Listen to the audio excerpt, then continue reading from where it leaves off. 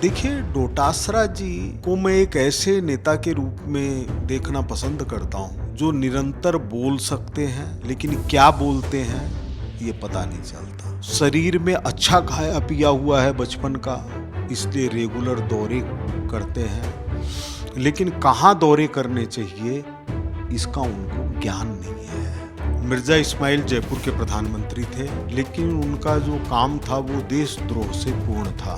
तो मैसूर में हिंदुओं के आंदोलन के कारण इनको वहां से हटाया गया। भारत की सेना हैदराबाद नहीं उतरती तो हैदराबाद भारत का अंग नहीं होता। पहले भैरव सिंह शेखावत जी की भी सरकार रही, वसुंधरा जी की सरकार भी रही, उस समय आखिर ये बात क्यों नहीं उठी? जिस व्यक्ति की याद में कभी श्रद्धांजलि नहीं दी जाती, जिनकी जयंती नहीं मनाई जाती, जिनके मेमोरियल लेक्चर नहीं होते, है कि कांग्रेस और भाजपा दोनों ने मिलकर ये फैसला किया कि 4 नंबर डिस्पेंसरी से डीसीएम तक के हटवाड़ा होते हुए मार्ग का नाम हरिपुरा किया जाए। उसके लिए ऑपरेशन करना पड़ता है, और ऑपरेशन का मतलब है पूरा इलाज। कि महात्मा गांधी ने 15 अगस्त को स्वतंत्रता दिवस के किसी कार्यक्रम में भाग नहीं लिया। आपको मैं बताऊं, भारत के 2 ही नेता बाबर की मजार पर गए अफगानिस्तान में, और उन दोनों नेताओं के नाम है इंदिरा जी और राहुल गांधी। अब ये बाबर की मजार पर तो जा सकते हैं, राम जन्मभूमि पर नहीं जा सकते, इसका क्या उपाय है? जयपुर में आप जब भी आते हैं तो आपको कई ऐसे मॉन्यूमेंट्स हैं जो आपको काफी अच्छे देखने को मिलते हैं, और जयपुर में एमआई रोड काफी ज्यादा फेमस भी है। लेकिन इन दिनों एमआई रोड के नाम बदलने को लेकर चर्चा है, लगातार वो उठ रही है। आखिर क्या है इसका कारण, क्यों उसका नाम बदलने की मांग लगातार हो रही है, उसके लिए हम बात करते हैं। हमारे साथ मौजूद हैं सिविल लाइन से विधायक गोपाल शर्मा जी। सर, आपका सबसे पहले बहुत बहुत स्वागत हम करेंगे। बहुत बहुत धन्यवाद साहब। सर, बात करें एमआई रोड को लेकर के, आखिर क्या कारण है? पहले अजमेर दरगाह पर मामला शुरू हुआ और अब एमआई रोड का नाम है वो बदलने की बात की जा रही है। देखिए, अजमेर दरगाह का जो विषय है वो तो कोर्ट के अधीन है, उसका मिर्जा इस्माइल रोड से कोई संबंध नहीं है। मिर्जा इस्माइल रोड को लेकर के पहले भी विधानसभा में यह सवाल उठा चुका हूँ कि ये गुलामी की मानसिकता के चिन्ह हटने चाहिए। मिर्जा इस्माइल जयपुर के प्रधानमंत्री थे, लेकिन उनका जो काम था वो देशद्रोह से पूर्ण था। उसके लिए किसी सबूत की ज़रूरत नहीं है। सारा देश के इतिहासकार इस बात को जानते हैं कि आज़ादी के आंदोलन में जयपुर ने भाग नहीं लिया था। 8-9 अगस्त की रात 1942 को महात्मा गांधी ने जब आह्वान किया, अंग्रेज़ों भारत छोड़ो, करो या मरो, उस आंदोलन से अलग अगर कोई रहा तो वह जयपुर था। उसकी प्रेरणा जो थे वो लंबे समय तक, आने वाले 4 सालों तक मिर्जा इस्माइल बने हुए थे। जिन लोगों ने स्वतंत्रता संग्राम में भाग लेने की कोशिश की, उनको उन्होंने गिरफ्तार करवाया, दबाया, कुचलने की कोशिश की। उस समय हमारे देश के महत्वपूर्ण क्रांतिकारी वीर विनायक दामोदर सावरकर ने मिर्जा इस्माइल की अलग अलग भूमिकाओं के बारे में लिखा है, जिसमें उनके मैसूर का, जयपुर का और हैदराबाद का ऊपर ज़्यादा जोर दिया है। उससे अलग हट करके भी देखें तो मैसूर में हिंदुओं के आंदोलन के कारण इनको वहाँ से हटाया गया, मिर्जा इस्माइल को। जयपुर में भी आए तो उन्होंने सांप्रदायिकता फैलाने की कोशिश की, दरगाहों के लिए, मस्जिदों के लिए, मज़ारों के लिए, इन सब के लिए तो उन्होंने सरकारी ज़मीनों का इस्तेमाल किया, और जो हिंदुओं के मंदिर थे उनको तोड़ने का काम किया। इस सांप्रदायिकता फैलाने के अलावा जो बड़ा विषय है जिसका मैंने उल्लेख किया, वो ये है कि देश की आज़ादी के आंदोलन का विरोध करना, और वह एक षड्यंत्र के तहत हुआ। पूंजीपति, ब्रिटिश शासन और जयपुर का शासन, इन लोगों के मिले जुले गठजोड़ के कारण ही मिर्जा इस्माइल जयपुर आए, और आकर उन्होंने उसकी कीमत चुकाई। उन्होंने पूंजीपतियों को इतनी महंगी ज़मीनें दी केवल यहाँ पर बने रहने के लिए, और जब यहाँ पर विरोध शुरू हुआ तो यहाँ से चल करके उन्होंने इतना बड़ा अपराध किया हैदराबाद जाकर, कि हैदराबाद के वो दीवान थे और हैदराबाद अगर सरदार पटेल के नेतृत्व के अंदर भारत की सेना हैदराबाद नहीं उतरती तो हैदराबाद भारत का अंग नहीं होता। तो जिस व्यक्ति ने इतने अपराध किए हों उसके नाम पर गोविंद देव जी, भगवान गोविंद देव जी जो जयपुर के आराध्य हैं, उस राह का नाम होना तकलीफ देता है। इसलिए इस विषय का संबंध किसी सांप्रदायिकता से नहीं है, कोई हिंदू मुस्लिम की भावना से नहीं है, क्योंकि भारतीय जनता पार्टी की सरकार तो इस चीज़ में भरोसा रखती है कि एपीजे अब्दुल कलाम, अशफाक उल्लाह खान, अब्दुल हमीद, इनके हम लोग प्रशंसक हैं। लेकिन इस तरह से जिन लोगों ने देशद्रोही की भूमिका निभाई, उनके नाम पर सड़क होना उचित नहीं है। लेकिन अगर बात करें, पहले भैरव सिंह शेखावत जी की भी सरकार रही, वसुंधरा राजे की सरकार भी रही, उस समय आखिर ये बात क्यों नहीं उठी? देखिए, ठीक ऐसा ही सवाल मैं चूंकि पत्रकारिता में कई विषयों से जुड़ा रहा हूं, जी। कन्याओं के वध होने से, नरबली से, सती कांड से, तो मैंने भी इस गहराई में जाने की कोशिश की। तो एक बार, हालांकि उनकी बहुत सारी बातों से मैं मतलब कि इत्तेफाक नहीं रखता, लेकिन स्वामी अग्निवेश ने कहा, बोले कई बार कुछ घटनाएं प्रतीक बन जाती हैं और वो कब बनती हैं, क्या बनती हैं, इसका संबंध किसी के आवाज़ उठाने से नहीं है। आज अगर मैं कोई गलत बात कहूँ तो उसको कोई स्वीकार नहीं करेगा, लेकिन जब लोगों को पता चलेगा कि नहीं, मिर्ज़ा इस्माइल की भूमिका ये थी, जिस व्यक्ति की याद में कभी श्रद्धांजलि नहीं दी जाती, जिनकी जयंती नहीं मनाई जाती, जिनके मेमोरियल लेक्चर नहीं होते, ऐसे व्यक्ति के प्रति क्या लगाव। उस समय भी सारे सरदारों ने इसका विरोध किया था। ये इतिहास के पन्नों पर दर्ज है कि सभी लोगों ने विरोध किया, लेकिन महाराजा मान सिंह जी को लगा कि मेरा दीवान है, इसके नाम पर रख दिया जाए, हो सकता है जाने की कीमत दे दी हो। तो इसलिए इसका संबंध अब से नहीं है। रामलला का मंदिर बना तो ये बना भी हो, लेकिन 500 साल पुराना युद्ध है, तो इस समय का नहीं है। समय इसलिए उपयोगी है कि आदरणीय नरेंद्र मोदी जी जैसे प्रधानमंत्री हैं। भारत की विश्व में सबसे ज़्यादा इज्जत है। भारत तीसरे नंबर की अर्थव्यवस्था की ओर बढ़ता हुआ देश है। रेलवे ट्रैक के बारे में, सड़कों के विकास के बारे में भारत नंबर 1 है। तो नंबर 1 जब व्यक्ति होते हैं तो उनके ख्यालात कुछ दूसरे तरह के होते हैं। ख्यालात की अगर बात करें तो क्या हम ये माने कि जब राज परिवार ने इसका नाम रखा था MI रोड, तो क्या वो गलत था? हाँ, MI रोड का नाम रखना तो शुरू से ही गलत था। सारे सरदारों ने विरोध किया, महाराजा के पास गए, जाके बोले ये उचित नहीं हो रहा है, बोले आप इसका नाम सवाई मान सिंह रोड रख दीजिए। लेकिन चूंकि उस समय राजशाही थी, उनके कहे हुए का कोई विरोध नहीं हो सकता था। तो सरकार अब आपकी है, कब तक अगर नाम बदलने की प्रक्रिया अगर देखें भी तो कब तक नाम बदला जा सकता है? नहीं, कभी भी। अभी जैसे नगर निगम की बैठक में सर्वसम्मति से, ये बहुत खुशी की बात है कि कांग्रेस और भाजपा दोनों ने मिलकर ये फैसला किया कि, और सर्वसम्मति रही कि 4 नंबर डिस्पेंसरी से DCM तक के हटवाड़ा होते हुए मार्ग का नाम हरिपुरा किया जाए। किसी ने भी विरोध नहीं किया। जनाना अस्पताल से कोई दृष्टि नहीं जाती, उसका नाम माता यशोदा अस्पताल रखा गया।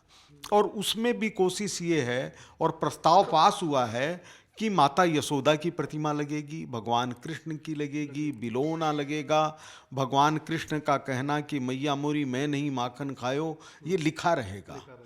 ऐसे ही चांदपोल के ऊपर आप जा कर के देखेंगे तो चारों तरफ अवैध वैध मीट की दुकानें हैं, वहाँ पर शराब की दुकानें हैं, शाम को रात को लोगों का जाना वहाँ मुश्किल है। उस सर्किल का नाम महर्षि वाल्मीकि सर्किल करना तय हुआ है। तो उसमें हमने जोड़ा है कि वो केवल सर्किल नाम का नहीं रहेगा, वहाँ पर 21 फुट की वाल्मीकि जी की प्रतिमा रहेगी, उसके चारों तरफ परिक्रमा रहेगी, ध्यान केंद्र रहेगा। जाएं तो लोग उनको वाल्मीकि जी को हाथ जोड़ें। जिनको दर्शन करना हो, जिनको उसकी सौंदर्य का आनंद लेना हो, वो बाहर से आ जा कर के चले जाएं। तो ये जो विचार है ये इसीलिए आया है कि इस समय राष्ट्र की मांग है कि जातिवाद, संप्रदायवाद, धन बल, इनसे ऊपर उठ करके काम करने की जरूरत है। आपने अभी खुद कहा कि जो रामगंज का इलाका, चांदपुर का इलाका है, वहाँ पर काफ़ी ज़्यादा मीट की दुकानें हैं, शराब की दुकानें हैं। बाल मुकुंद आचार्य वो खुद वहाँ पर लगातार उनको हटाते रहे हैं, लेकिन वो दुकानें हटने के बजाय वापस बढ़ जाती है। तो उसको लेकर के किस तरह का प्लान रहेगा कि मूर्ति तो वहाँ लग जाएगी, लेकिन अगर इस तरह की दुकानें वहीं पर खुली रहेंगी तो वहाँ पर लोगों का आना जाना इस तरह की समस्या रहेगी। आप बिल्कुल सही कर रहे हैं। कई बार क्या होता है, घाव नासूर बन जाता है। तो अगर हम सोचें कि टेबलेट से उसका इलाज हो, वो संभव नहीं है। उसके लिए ऑपरेशन करना पड़ता है, और ऑपरेशन का मतलब है पूरा इलाज। तो पूरे इलाज का अर्थ हिंसा नहीं है, पूरे इलाज का मतलब कड़ाई नहीं है, पूरे इलाज का मतलब है एक दृढ़ मानसिकता कि हमारे देश के अंदर हम यह नहीं होने देंगे। तो वहाँ का इलाज कब तक हो जाएगा फिर? चल रहा है, चल रहा है। चल रहा है। जैसे आप देखेंगे कि स्टेशन से हम लोग आते थे राजपूताना से रिटर्न, बीच में कई अवैध शराब की दुकानें थी, बंद हो गई, दोबारा नहीं खुल सकती। तो हमारी जो मानसिकता है ना, वो अगर दृढ़ है तो ब्यूरोक्रेसी भी सुनती है, जनता साथ देती है और बदलाव आता है। ब्यूरोक्रेसी की आपने बात की। गोविंद सिंह डोटासरा लगातार कह रहे हैं कि प्रदेश के अंदर सरकार जनप्रतिनिधि नहीं बल्कि ब्यूरोक्रेसी है, अधिकारी चला रहे हैं सरकार, जनप्रतिनिधियों का कोई रोल ही नहीं है इसमें।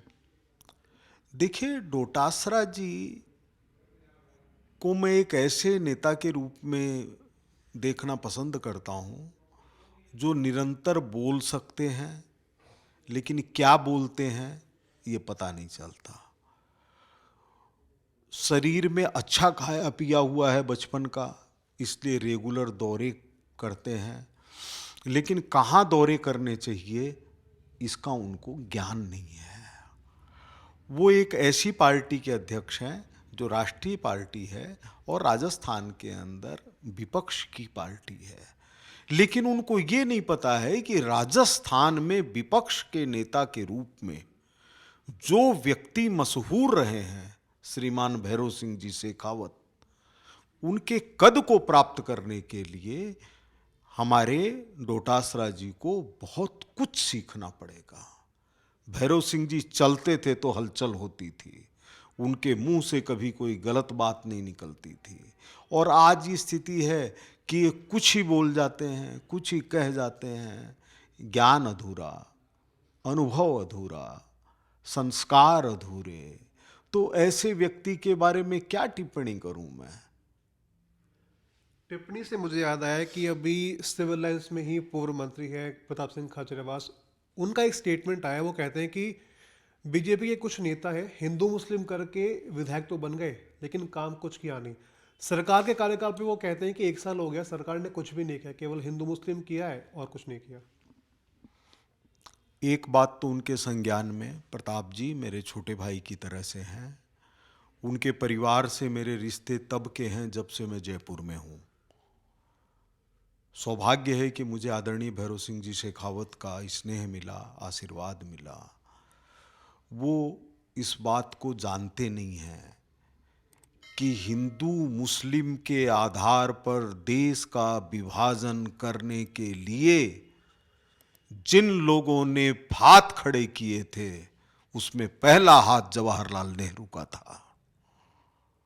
लॉर्ड माउंटबेटन को जो लिस्ट भेजी गई थी मंत्रियों की, उसके अंदर बाकायदा सब हेडिंग लगाए गए थे हिंदू मुस्लिम। तो जब सारे के सारा ढांचा आपने सांप्रदायिकता के आधार पर खड़ा कर दिया, तो उसका नतीजा क्या देखना चाहते थे? कितना बदलने के अंदर जोर आ रहा है। आपने तो ऐसी स्थिति पैदा कर दी कि महात्मा गांधी ने 15 अगस्त को स्वतंत्रता दिवस के किसी कार्यक्रम में भाग नहीं लिया। वो कहते थे वैष्णव जन तो जेने कहिए पीर पराई जाने रे, ये तो वैष्णव ही नहीं बनना चाहते हैं। तो हमारे देश का जो मर्म है वह मर्म है कि आज जितने मुसलमान हैं उसमें ज़्यादातर वो हैं जिन्होंने मुगल काल के अंदर पीड़ा सही, दुख सहा। जिस समय भी देश के अंदर एकता का प्रश्न आया उस समय कांग्रेस इस तरह से अलग खड़ी हो गई। सिखों के दंगे हुए, सिखों के साथ कितने बड़े दंगे हुए, लाखों लोग मारे गए। हमारे लिए इंदिरा जी का महत्व कम नहीं है। हम मुंह से बोलते हैं तो इंदिरा जी निकलता है। उनके नेतृत्व के अंदर हमने एक युद्ध लड़ा, लेकिन क्या हम भूल जाएं कि उन्होंने इमरजेंसी लगाने का काम किया? क्या हम भूल जाएं कि अमेरिका की उस समय क्या स्थिति थी, आज क्या स्थिति है? आज मोदी जी जब तक नहीं बैठे तब तक बाइडन की बैठने की हिम्मत नहीं होती। आज रशिया कह रहा है कि हमारा समझौता करवा दीजिए यूक्रेन से। यह स्थिति कभी भारत ने देखी है क्या? तो उसका सम्मान करने की ज़रूरत है। और ये जो हिंदू मुस्लिम की बात कर रहे हैं, आपको मैं बताऊं, भारत के 2 ही नेता बाबर की मज़ार पर गए हैं अफगानिस्तान में, और उन दोनों नेताओं के नाम है इंदिरा जी और राहुल गांधी। अब ये बाबर की मज़ार पर तो जा सकते हैं, राम जन्मभूमि पर नहीं जा सकते, इसका क्या उपाय है? ये उचित नहीं है। चलिए, मेरा लास्ट सवाल आपसे ये है कि आगामी समय में मंत्रिमंडल विस्तार की संभावनाएं दिख रही हैं, तो क्या गोपाल शर्मा अपने आप को मंत्री के रूप में देखते हैं? देखिए, सिविल लाइंस की जनता मेरे लिए बहुत कुछ है। एक मंत्री जितना प्रेम प्राप्त कर सकता है, जितना सम्मान प्राप्त कर सकता है, वो मुझे गलियों में दिखाई देता है। मेरी जो आंखें हैं वो इस समय उन बच्चों के ऊपर है जिनके पास पहनने के लिए कपड़े नहीं हैं, जिनके साथ मैं अपने त्योहार शेयर करता हूँ। अभी एक बच्चा आया जिसके 4-5 दिन पहले पिताजी का देहांत हो गया, 40 साल की उम्र के अंदर, हरिद्वार जा कर के आया। उसने कहा कि हमारे यहाँ पूजा है, आप जरूर आइएगा। मुझे लगता है मेरा परिवार ये है। मंत्री बन के क्या मिलता है ये मुझे पता नहीं, क्योंकि मंत्री रहा हुआ नहीं, लेकिन पत्रकार के रूप में मैंने बहुत सम्मान अर्जित किया है। पैसा मेरे लिए मायने नहीं रखता है, जितनी मेरी संपत्ति है उतना मेरा लोन है। चलिए सर, बहुत बहुत शुक्रिया आपका। ये थे गोपाल शर्मा जिनसे हमने बात की, तो जानना कि आखिर एमआई रोड का नाम है वो क्यों बदलना चाहिए। आपको क्या लगता है कमेंट सेक्शन में जरूर बताएं।